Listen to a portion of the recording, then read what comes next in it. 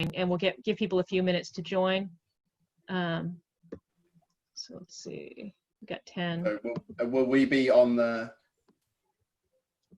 So if you look at participants, yep, we're broadcasting live now. We've got people coming in. Hello, for those of you who are joining, we're just going to give everybody a few minutes to sign in.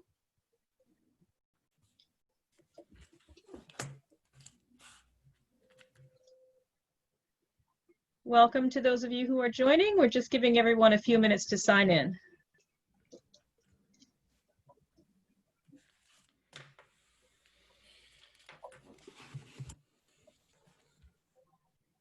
Okay, see some people from all over the world here.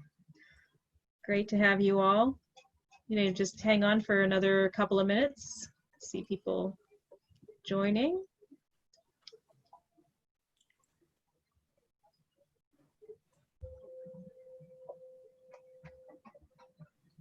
Okay. Give it one more. All right. Someone's raising their hand.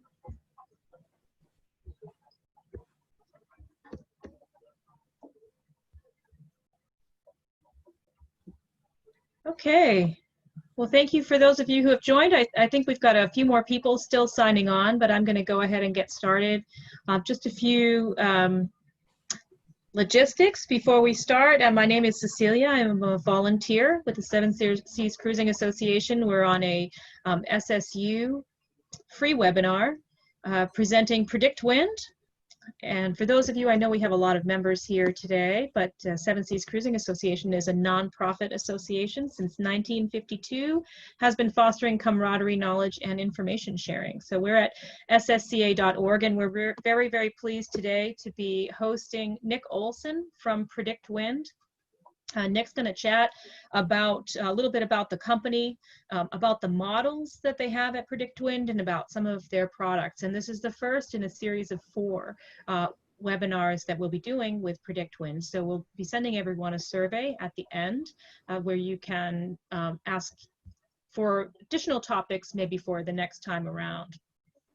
Also, during this webinar, if you have questions that you would like to ask, please use the Q&A box, which is provided for you in the Zoom platform. So if you type your questions into the Q&A at the end of the webinar, Nick will go to the Q&A and he'll answer as many questions as we have time for. And also, anything that isn't answered, for sure we'll connect you with the PredictWind support group, who are a very talented team.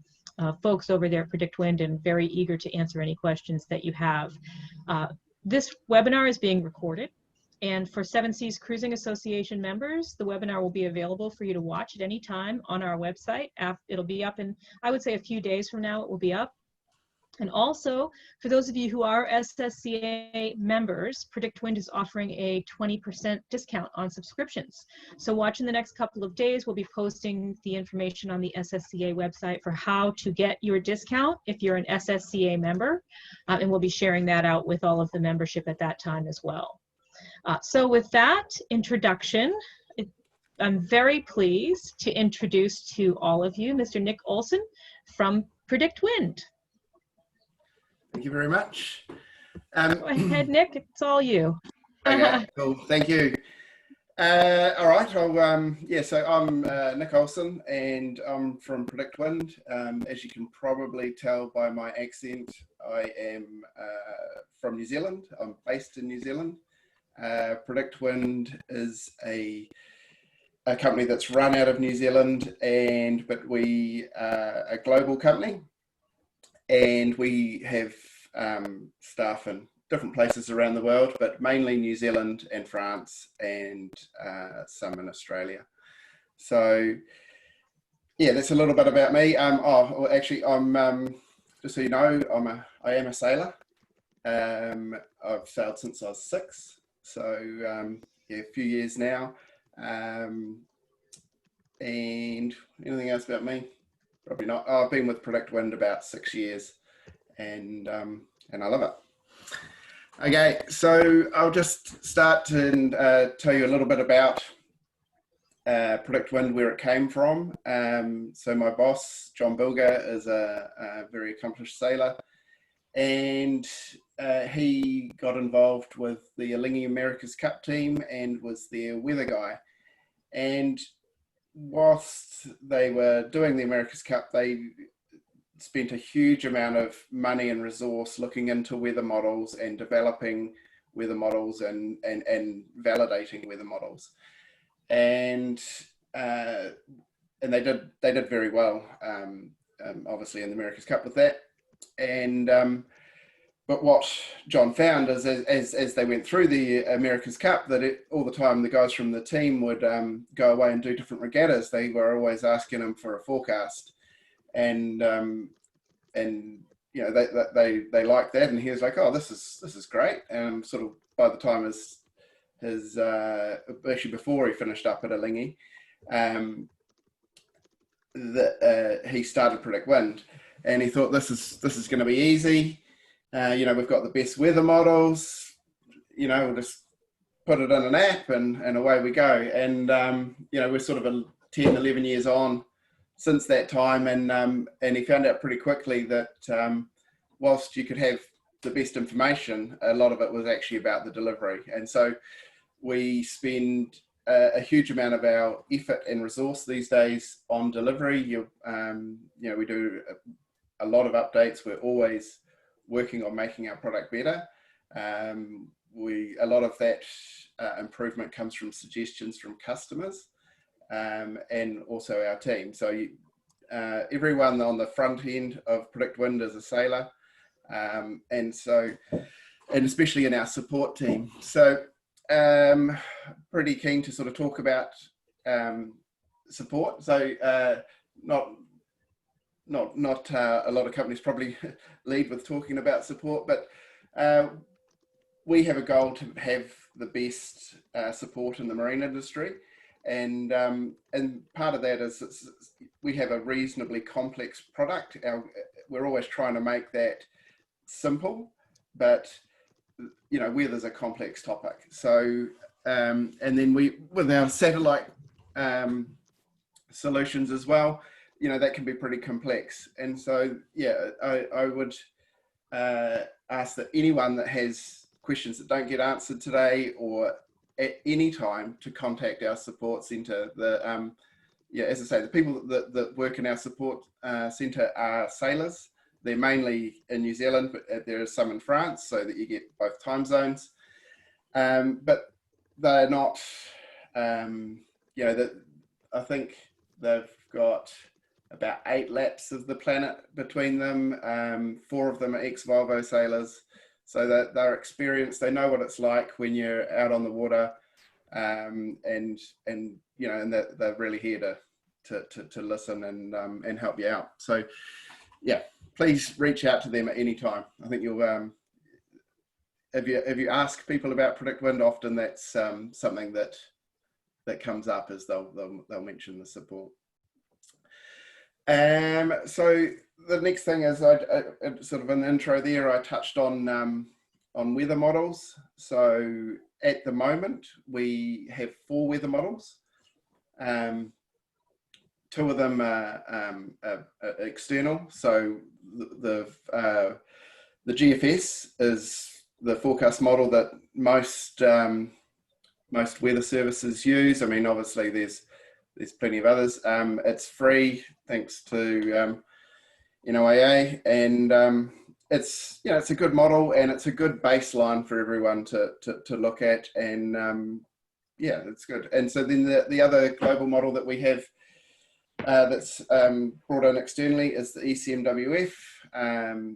It's expensive for us to get that data, but it is the #1 global model. You know, every validation study that you look at, it wins. It's a very, very good weather model. The only time it gets beaten really is by high resolution models. So, you know, finer granularity in the modeling. Which brings us to the PredictWind models. And so it's actually one model that has two different inputs into it. So when a model is run, you get the initial conditions, which is the snapshot of time. So at midnight, they all the information around the world is gathered from a whole lot of sources, and that information is put into a computer file, which then goes into a weather model. And so we get the initial conditions from Ecmwf and from GFS and feed them into our weather model, and that gives us two outputs. And so that data is the same data that they feed into their weather models. And so just people will say, oh, well, you've just tweaked the Ecmwf or you've just tweaked the GFS. That's not actually correct. We've just taken their initial conditions, so their snapshot of the world at that time, and fed it into our weather model. And that gives a different output because it has all sorts of physics that I'm not going to pretend to understand. I sometimes go to the modeling meetings and understand it for about 10 minutes, and then I'm done. It gets too complex. But because we're a private weather company running those models, we actually use Amazon World Service to run that modeling, because it takes huge amounts of computing power. But one of the cool things that we do with the PredictWind models is they run globally at 50K, and then they are more information goes into the model, and they run at 8K and then 1K for certain places around the world. And so when you go to the higher resolution, you get more more local effects get taken into account, which is that's sort of where we will beat the Ecmwf or lots of other models, is in the 1K modeling, because it takes into all the thermal effects and land effects and all sorts of stuff that go into that. So yeah, that's definitely a unique side of PredictWind, is that modeling, and we're always looking at how we can do that stuff better. And at the moment, in our back end, we are running a validation tool, which will soon be which soon anyone will be able to see. And so that's going to mean that if there's an observation point somewhere near you, you'll be able to compare that with the forecasts over the last week and see which ones are doing well. There's always lots of conjecture about forecast modeling, and we thought it would be a really good way to sort of put the power back in the customer's hands, so that you can see for yourself and make your decisions based on that. Righty ho. I could probably talk about modeling for far too long and bore lots of people, so we won't. So next thing, I'll move on to the products that we offer. So I can't see the questions, by the way, so just in case there's something, I'll just click on there. At the moment, we don't have any questions yet. Oh, that's good. That's good. I must be answering them all as I go. I'll just take this opportunity to remind everybody, enter your questions into the question and answer segment. So I'm here. Also, Stefan Tetro is here from SSCA as well. So if you have anything that pops up, if you need anything, type that in. Or if you have questions for Nick, he's going to be monitoring questions as well. So nothing yet, though. Cool. Nothing yet. Cool. So just before we get into the products that we have, and it was mentioned at the beginning that we are offering a discount to SSCA members. Just don't forget that we actually do have a free product. So you're not sitting, this isn't a, we're not just here trying to sell you something. I mean, of course, that'd be great for me, but we do have a free product, and the use on that is unlimited. And I mean, sure, you don't get everything, but it's, if you've never used PredictWind before, download one of the apps and sign up for free and have a look and give it a go. So I'll just start on what products we have. So we have two main products. So we have the PredictWind app, and we have the Offshore App. And the PredictWind app is for when you're at home, when you're down at the marina, when you're just cruising on the coast, going for a day sail, going for a lake sail, you know, anywhere where you have a land-based connection and you know, or a steady land-based connection. There's a lot in that product. It can do a lot of things, but it relies on being connected to a land-based, you know, cell Wi-Fi connection, like most other apps on your phones. There's also a website version of that, so that, you know, for on your computer, when you're in the office, if you like looking at weather in the office like I do. And so then the other product we have is the Offshore App. And so that is for any time that you go out of cell phone coverage, really. I mean, you might be going for a trip, a day trip, and you might go out of cell coverage for a while. And if you use the Offshore App, everything that you looked at before you left is saved in there. So it's not just for crossing oceans. It's, you know, you can use it at any time because it keeps all that information there. It is designed for coastal and crossing crossings as a solution, but it can do lots of things. If I'm doing a race for a day, you know, do a lot of two-handed sailing, keelboat sailing, and if I'm doing that, I will, whilst we've got cell coverage most of the time, I'll use the Offshore App because I want to do all my planning looking at that, and then be able to open it up when we're underway and have a look at it and everything's there and not have to load anything. And you know, the other side of that is, you know, when you're going completely off grid, and that piece of software will talk to nearly any satellites solution, and will also talk to, you know, through email. You can get weather through SSB. So it's a pretty diverse product in what it can do, and it's works very well. Has the weather routing in there and the departure planning and GMDSS forecasts, which is probably something that a lot of people overlook, but it's a written text forecast for the area you're in. Which is, you know, can be a great backup to the grips, and just sort of that, I always think of that as having the, you know, the meteorologist looking over your shoulder, just saying, oh, did you notice that system over there that might be starting to build, or whatever. So, you know, a good place to look. And where should I go from there? I can probably come back and talk more about both of those. In fact, I will. And then one other area that we do a lot of we're sort of looking, have done more of recently, is tracking. So lots of people doing crossings.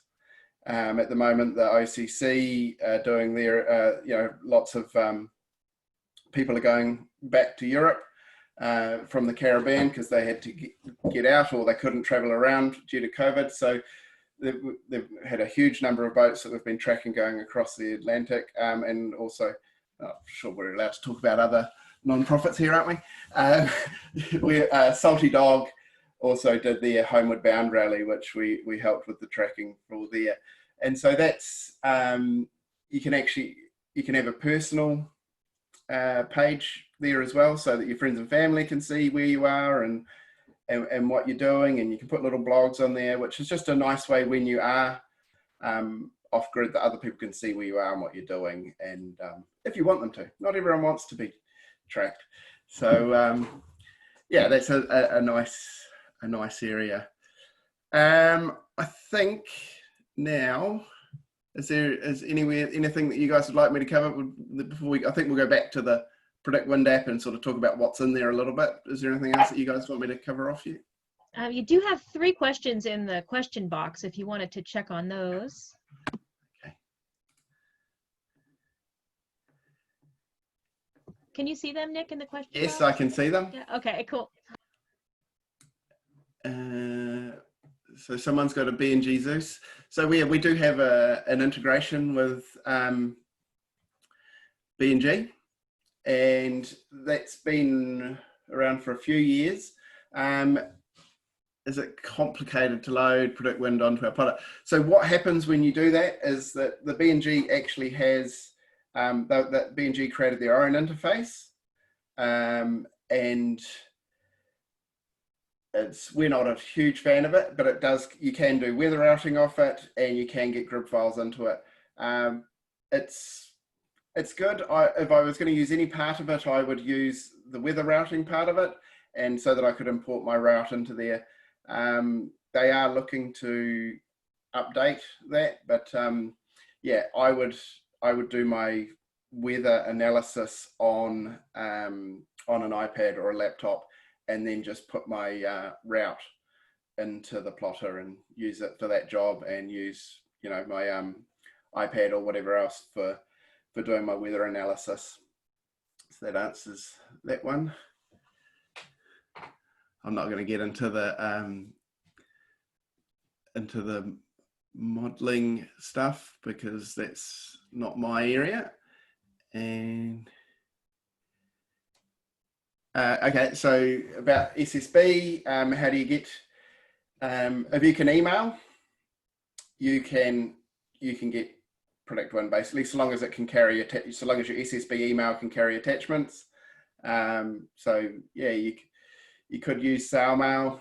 In fact, at SailMail, actually, they have a big list on how you use SailMail with the PredictWind Offshore. They have quite a long tutorial there. So yeah, I mean, I'm not a SSB expert, just so you know, but it does work very well. We have a lot of people use PredictWind over via SSB. Oh, they're moving fast now. Tracking is tracking part of the basic and non-offshore plan? No, it's not. So you need a standard or a professional subscription for tracking, for offshore tracking. If you want to do local tracking, we do actually have a tracker app. You'll find that in the App Store. That's free to use. You can do your personal tracking. That's cool. Thank you. Yep. Okay. Let's look at the app. So I will do a bit of a. I think I'll do a screen share.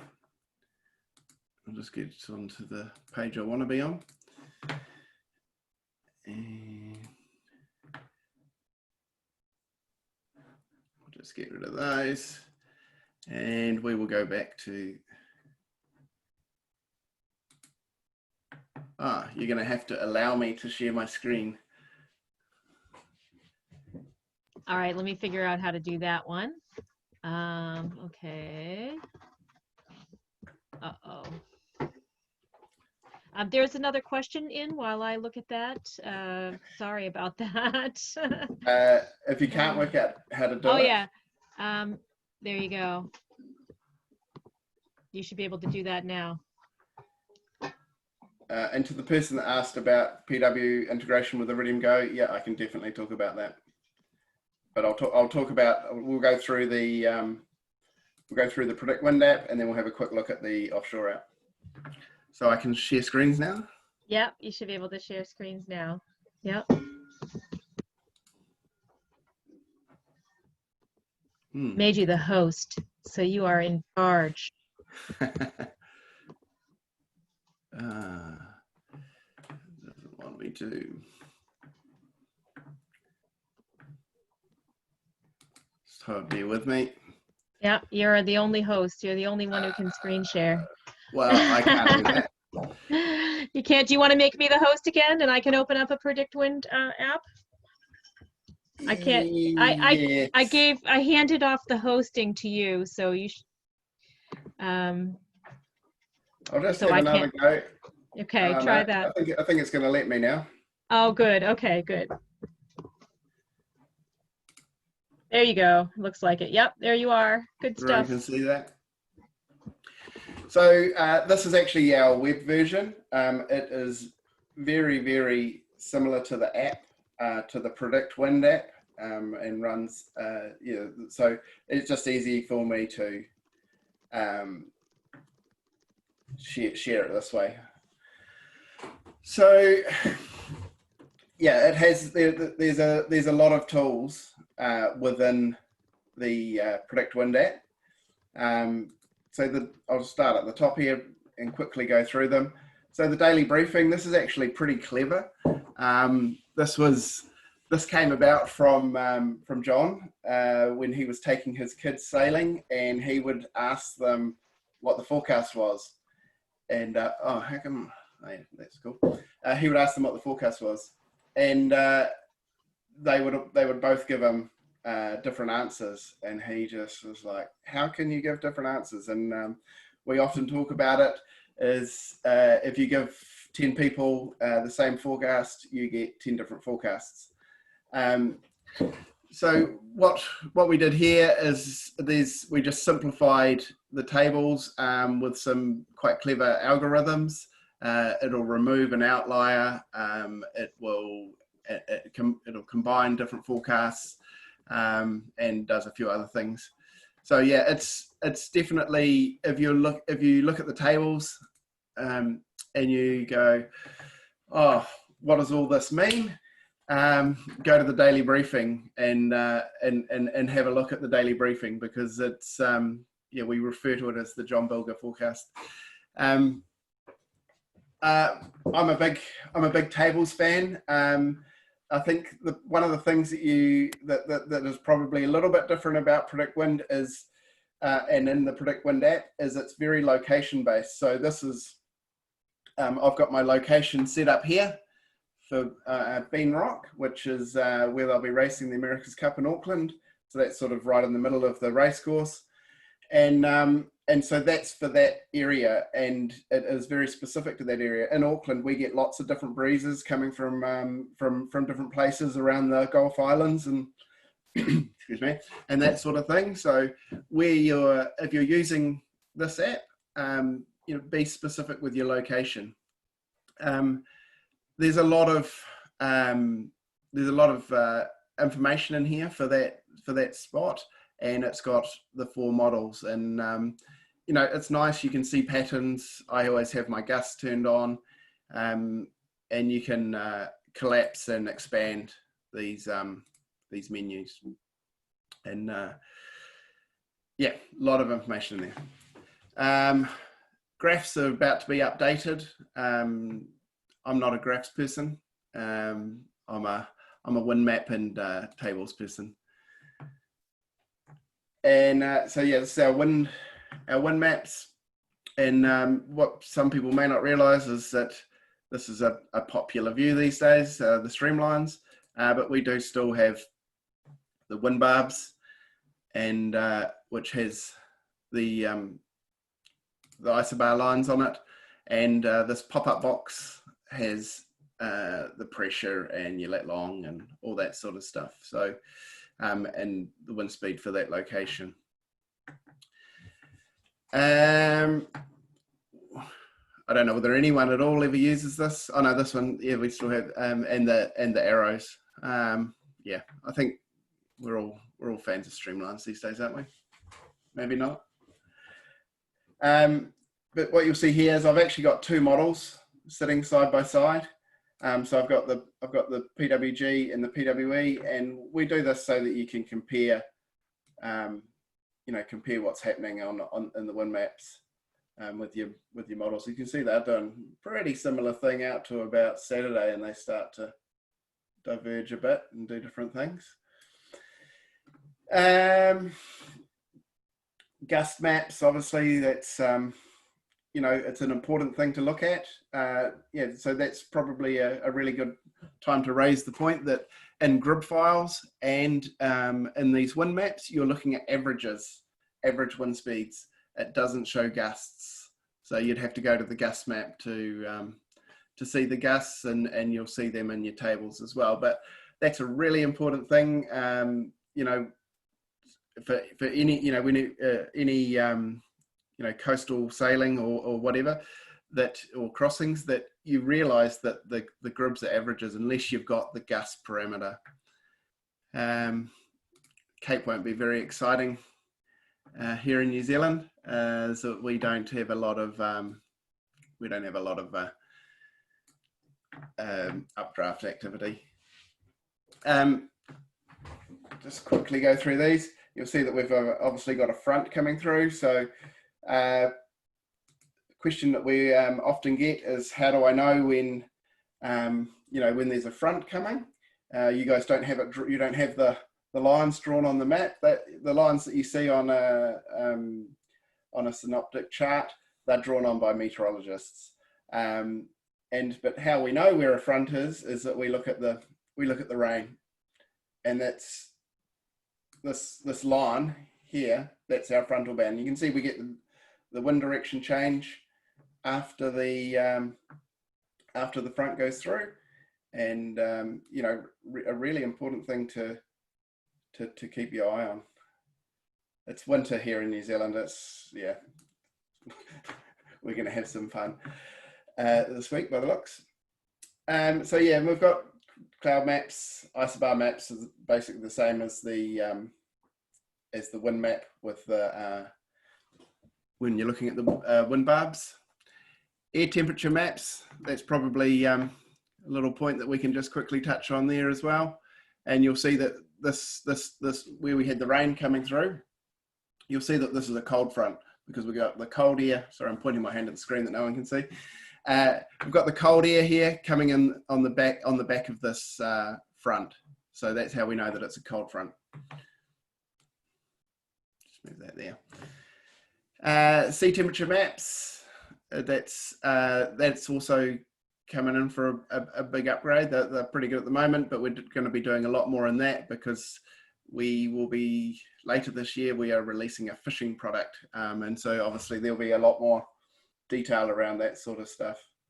I talked before about validation. So because I'm an admin, I have access to that, and you can see that we've got, yeah, a bunch of stuff going on there, which I'm not really going to go into, but we are looking at validation. The one that we're going to see, that customers will see, it's actually going to have a table and then one number at the end that tells you which model's been the most accurate.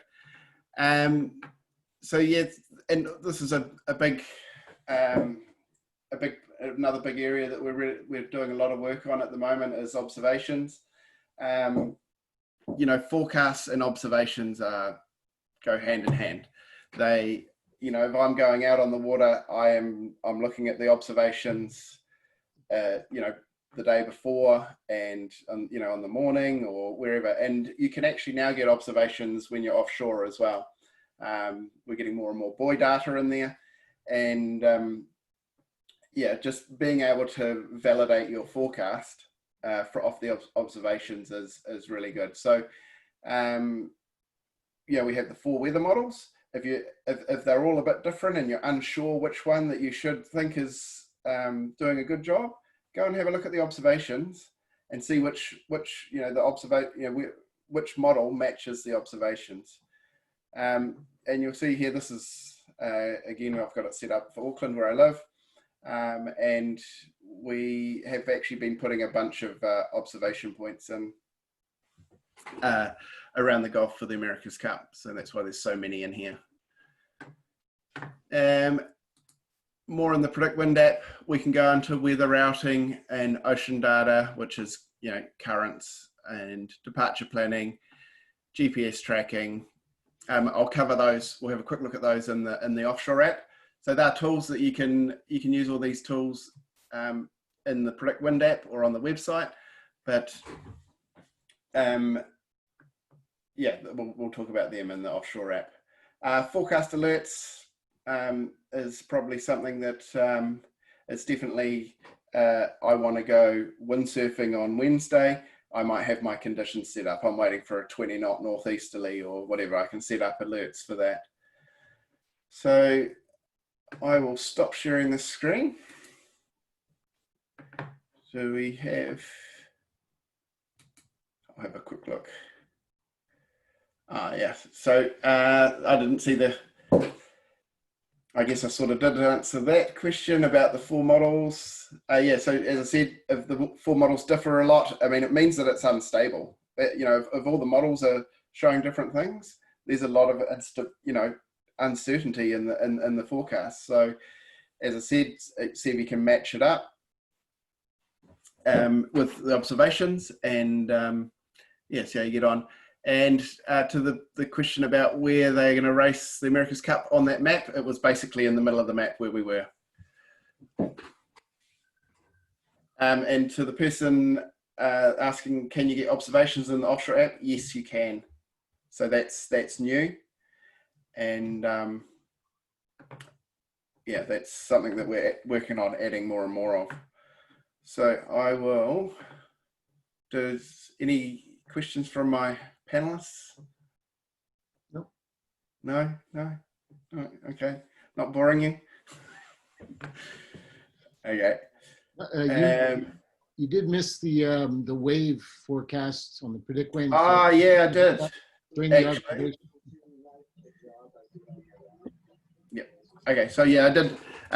Yeah, do look at the wave stuff. In the wave modeling, the Ecmwf actually runs a higher resolution wave model than anyone else, so will generally do a better job. And it's a very good wave model. So yeah, 14K is the resolution. So you're not going to get, you know, you need really localized stuff for your surf break, but yeah, the Ecmwf wave model is very good. Right, see if I can share the Offshore app. Can I share screen? There we go. So this is, we're now in the Offshore app, and I downloaded a route before. For the person that was asking about observations in the Offshore app, you can see some of these buoy, there's not, I don't know why there's not data from some of these buoys, but we've got, you know, some up the Caribbean here. And I will go into here. So yeah, maybe before we get too far into this, I will quickly go through the Iridium Go. I'm pretty sure I've got an Iridium Go. Oh, there it is, sitting somewhere in my office here. So yeah, we do a, the Offshore app is definitely geared towards working with the Offshore app.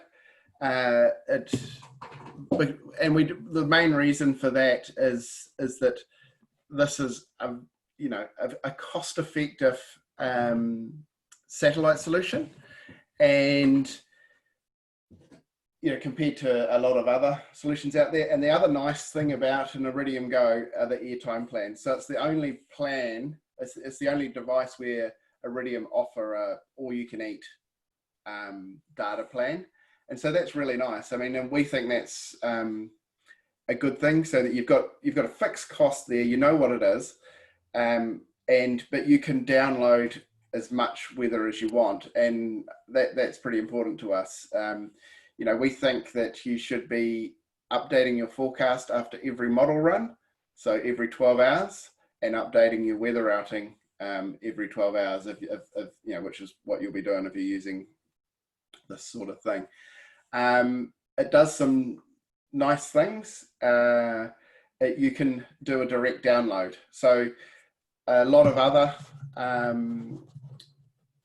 you know, off-grid software, and it's to do a download, you need to create a request, then you need to send an email, then you need to retrieve the email, and then you need to download your grids and then run your routing. So we do it where you can just connect to the Iridium Go, and select all your parameters for your download and then press download, and it does a direct download. So much the same as when you're on the web. That's a really nice thing. I recently did a two-handed race around the North Island of New Zealand, and you know, some of the time it was pretty rough, and we were doing 1 hour on, 1 hour off shifts because we're two-handed, and the guy I was sailing with was a bit seasick around the top of New Zealand, and it was really cool that I was actually just, I think I had it down to pressing 3 buttons. I connected my iPad to the Iridium Go, and then, sorry, it was actually already connected, and I just turned it on and pressed the download button and, you know, moved my start to where we were. And I was able to get all this weather just, you know, with a couple of pushes of a button on the iPad. And that, you know, sort of when it's dark and you're tired, and just being able to do that was pretty awesome. What else can I talk about with the Iridium Go? It will automatically update your tracking. Don't know whether I've got any tracking in there, which is pretty nice. And yeah, we sell this product. We don't sell the product because we make money from it. We sometimes lose money selling these. We do it because it's a good solution for people that want to be able to get weather, and it's you know, at an accessible cost. You know, there are other solutions. You know, you could have a high-end satellite solution and download the weather. That's fine. And as I said earlier, you can get your weather via SSB. I'll quickly just talk a little bit more about the weather routing side of this. What is a unique feature of something that we do is that when you download this weather routing, and let's say you're on your Iridium Go, you can't, for anyone that doesn't know, you don't have unlimited bandwidth. You have a very small amount of bandwidth. So you've got to decide on what you want to get. The clever thing about what we do with the weather routing is that it sends this tiny little 5 kilobyte packet of data to our servers. Our servers go, oh, look, it's Nick. He's here and he's sailing to there. And it knows I've got my polars set up in there, my performance polars for my boat. And it goes, oh, cool. And it calculates everything on our servers. So it's using the highest resolution wind, atmospheric data. It'll be, for this part of the world here, it will be calculating the current data and everything else. So, and then it does all those calculations, and then it sends it back in this tiny little 5, or probably might be 8 or 7 kilobyte file, and sends it back, and it decodes it back here in the Offshore App, which is actually pretty clever. If I was, and it's done it for all 4 models there. If I was going to do that, I would need to, it would probably, on another system where I had to download the grids and then run my weather routing, it would take me, I don't know, half an hour, because I'd have to, and that's probably on my, that's on my computer here in the office. So I wouldn't even be able to get these current files if I was on a satellite connection. Even a high speed one, yes, you can, but it depends how deep your pockets are. That would be an expensive way to go about it. So yeah, the weather routing stuff is actually very clever and is pretty cool. So I had someone ask before about departure planning. So maybe we'll just quickly go through that. I need to move you guys. So you see I've got everything turned off here. And what we'll do is we'll go in here and I will turn it on. I could change my departure time and but anyway, I'll just quickly run through this. I'll go next, and you'll see this is where I would choose, you know, here and here. See, I can turn things on and off, and it changes my estimated file size down the bottom here. Anyway, and so we want to run a departure plan. So I could change a whole lot of things in there if I wanted to, but that's probably beyond the scope of what we're talking about here today. And I'll go into here. And so this is where I would choose my connection. So we're on a web connection. I could choose the Iridium Go. An optimizer, that would be a red port optimizer. So that an optimizer is a really good thing if you've got, you know, a 955 or a high speed satellite connection. The optimizer gives you a firewall and allows you to wirelessly connect to your SAT connection. So, you know, similar to what you can with the Iridium Go. We have a Global Star connection there, satellite, which is again a direct connection to you know, your Certus type system, or other high speed networks, and then your email. So that for the SSB people, this is how you would save your request here, and then you attach that to your email. We'll go back here, and we will just, because I've already got those grids downloaded, so that's something that probably people don't realize. I downloaded these grids about an hour ago because there hasn't been an update in the weather. They're all still relevant, so I don't need to download more. The computer would also know that I've downloaded them, and so wouldn't download them again. So I'll just click on that departure planning. So again, that's sent. The reason that's sitting there like that is that has sent that request off to our servers. Our servers are going, oh yeah, it's Nick, because it knows my email address and my account, and it's doing that calculation of you know, of all that stuff that we looked at, and then so it's done that and it's sent it back.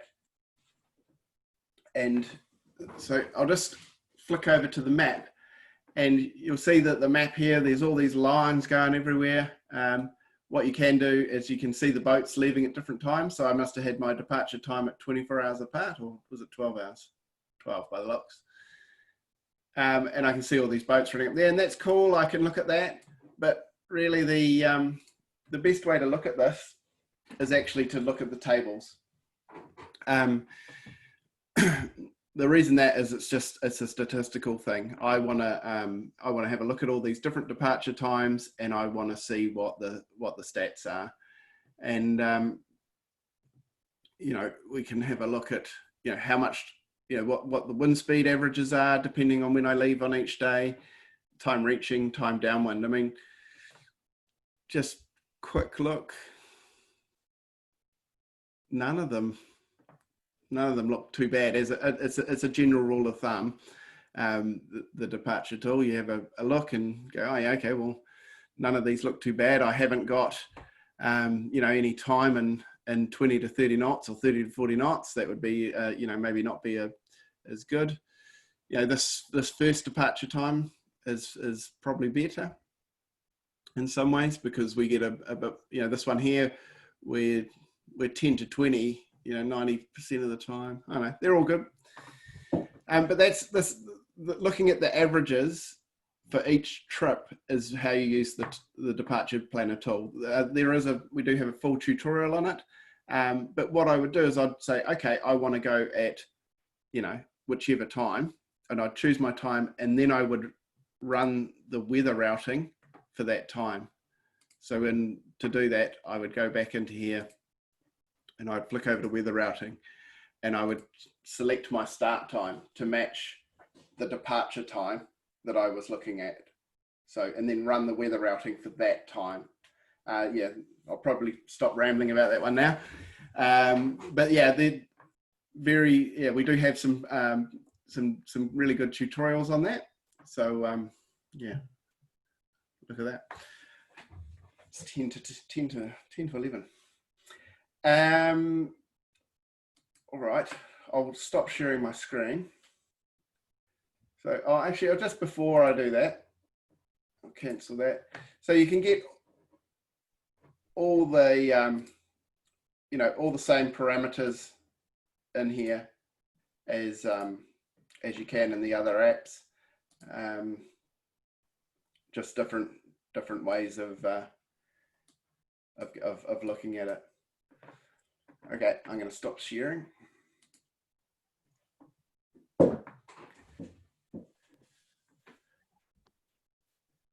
Okay, where are we at, panelists? Okay, yeah, you got a couple of questions in here. We have about 10 minutes left. So I don't know if you want to address a couple of those. I myself, I appreciate what you went through. I've been a user of PredictWind. I think we mentioned earlier, for those of you on the line who use it, I've been using it for several years now. And I was telling Nick earlier, I started just looking at the forecast and then the wind, and then I noticed departure planning and then weather routing. And then I started to get into the tables, and then sailing up and down the east coast of the US. Then I saw the ocean currents and tracking the current location of the Gulf Stream. And I'm a big fan. So it does take a little while to get through. There's so many features, but it's really fabulous. So that was a really great overview. And there are, I think, yeah, there's 7 questions in there now for you, Nick. So I don't need to go to that. I'll let you pick through them. So the first question is, how might your product compare to Ocean's Grid Explorer? I've tried to use Ocean's Grid Explorer, but wasn't overly successful. I found it a pretty complicated piece of software, but I'm probably the wrong person to ask about that.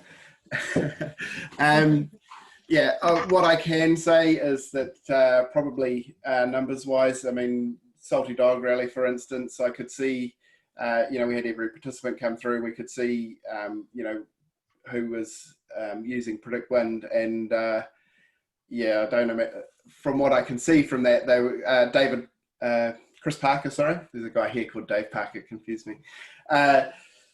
Chris Parker was helping the participants in that rally, so they were either getting information from him or us. There wasn't many other avenues that I saw. So, yeah. Can you enter multiple points for a route? Yes, you can. Yeah, probably need to go back there, but up the right-hand side of the screen, there's a little waypoint sign, and you can click on that, and you can add as many points as you want. You would only add waypoints to a route if, you know, for a specific reason. You don't really want to, it will constrain the weather router. So just talking about the weather router, we are days away from doing a big update on our weather router. I'm pretty excited about it. It's going to be really cool. And it's going to have, you know, a lot of people get a little bit carried away with wanting to follow dots. So we're taking the dots out, and there's times with weather routing when when it's critical or really important that you go a particular way to get on the right side of a system or whatever. You know, but then there's other times when you can, it doesn't matter whether you go this way or that way, you're better to just sail your boat. And so the weather router is hard to explain with my hands, but it's going to have, it'll go thin, and then it'll go wider, and then it'll go thinner. So showing you when it's critical to try and stick to the route, or when you can actually just sail your boat with what's comfortable, which will give you a, you know, it might get people to start looking at weather routing a different way. I mean, remember, it's just a tool, and you know,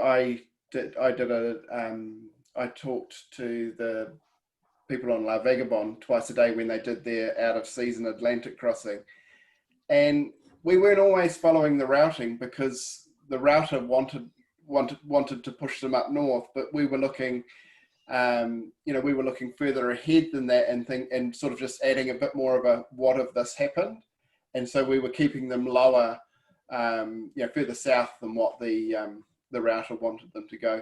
And also we had other considerations like, well, if they want to stop, that we want to have them somewhere near Bermuda and things like that. So yeah, it always, when you're using the tools, like make sure that you're using them as a tool, and they're, you know, just that, a tool, and you're thinking about what you're doing and how you're using it.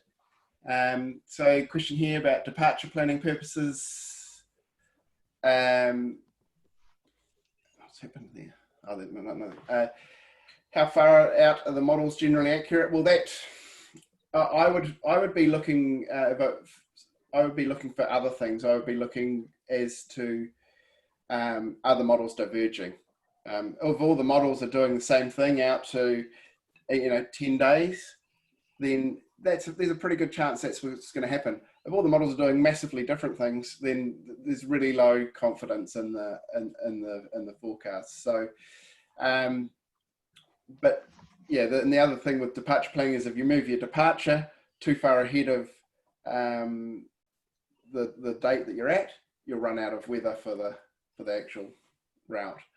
So yeah, it's a open-ended question, really. I don't understand that question. Can I explain what the options are for the 3 packages of the Iridium Go? Yep, sure. You're talking about airtime. So just remember that, yeah, so this is airtime. You know, for this unit, you have to have your airtime, the same as what you do for your cell phone at home, you know, your monthly plan. So we a while ago, a few years ago, we used to use a third party to do that, and we weren't happy with the level of customer service that they offered to our customers. So we took that on ourselves. And so yeah, we have 3 plans. We have a basic plan, which is just, you know, basically gives you your connection, and you might use that for when you I know, setting it up, or you weren't going to use it for much at a particular time. Then the next plan up is the Plus plan, and that's good as well. But it's a fixed amount, and so it has 150 minutes of voice and data. So, and you start doing weather downloads twice a day, you'll use up those 150 minutes pretty quick. And then the unlimited plan, which is, I think it's, the statistic is about 90% of people that we use, that use us, use the unlimited plan. A very good reason is that then they're not constrained as to how much weather they're downloading. They're not going, oh, I'm not going to download weather today because, you know, I haven't got enough data. It's, yeah, there's a good reason that many people use it that way, and it works really well. Yep. Can I just add something, Nick? Yes. I've used the unlimited plan transiting from the Bahamas up to Nova Scotia, but once I got inside and was coastal and island hopping, and I had cell service and quite often web service, the feature of being able to reduce your package for the next month and leave it there, and when it's time to go south again and longer passages, you can bump the data package up. Yes, yeah, and so we have an online portal for all that stuff, and it's done. You know, it's just a direct computer system. We have an API set up for that, and it's really good. You know, what we used to do sort of 3-4 years ago, there was someone there punching in numbers and doing stuff, and it would take a day, you know, or 2 or 3, depending if it was the weekend. So yeah, that works really well. Yeah, can't really say enough about that unlimited plan. Yeah, you can just do whatever you want and not worry about it. Where am I up to? So we probably have time for one more question, and then we should try to wrap up, and maybe mention to folks again that the support team at PredictWind is also able to answer any of these questions, and we will also be having some follow-up webinars with Nick in the future. Yep. But maybe we just have one more. Super quickly, probably answer more than one. Oh, sure, go for it. Yeah. Yep. So yes, the GPS is built into the Iridium Go.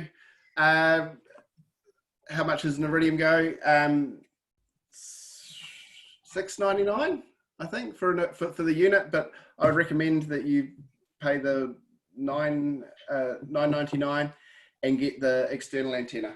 Really worth it. You don't want to have to be taking that outside to get that little antenna seeing satellites. Get the package. Yes, you can route around land masses. Roadmap. We're looking at new models. If you were really sharp, you would have seen before when I pulled up the validation tool that we're looking at some new models. I'll probably get in trouble for doing that. And yes, the professional package is very good for the Gulf Stream.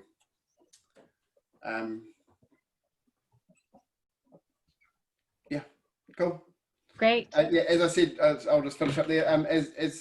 Yeah, if you've got more questions, please go and ask our support team. They're happy to give you a call.